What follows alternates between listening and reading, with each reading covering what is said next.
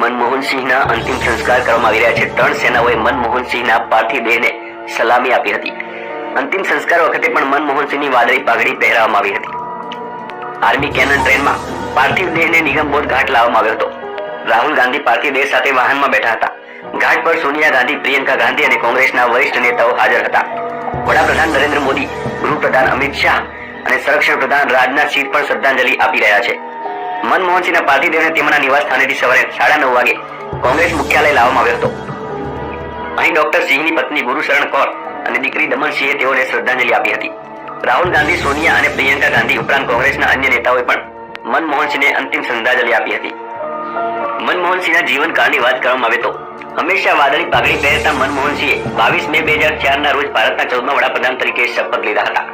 તેઓ accidental prime minister કહેવામાં આવ્યા, પરંતુ મનમોહને માત્ર 5 વર્ષનો કાર્યકાળ પૂરો કર્યો। એટલું જ નહીં, પણ ફરી સરકારમાં પાછા ફર્યા।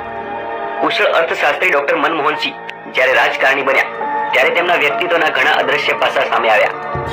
વર્ષ 2014ની લોકસભા ચૂંટણીમાં યુપીએની હાર બાદ ડોક્ટર મનમોહનસિંહે વડાપ્રધાન તરીકે છેલ્લી વખત રાષ્ટ્રને સંબોધન કર્યું હતું, જ્યાં તેમણે કહ્યું હતું કે મને જે પણ મળ્યું છે તે આ દેશ પાસેથી જ મળ્યું છે। 10 વર્ષ પહેલા આ જવાબદારી સંભાળતી વખતે મેં મારી તમામ મહેનત સાથે કામ કરવાનું અને સત્યના માર્ગ પર ચાલવાનું નક્કી કર્યું હતું। આજે જ્યારે પદ છોડવાનો સમય આવ્યો છે ત્યારે મને સમજાવ્યું કે ભગવાનના અંતિમ નિર્ણય પહેલા તમામ ચૂંટાયેલા પ્રતિનિધિઓ અને સરકારનો કામનો ન્યાય જનતાની અદાલત દ્વારા કરવામાં આવે છે।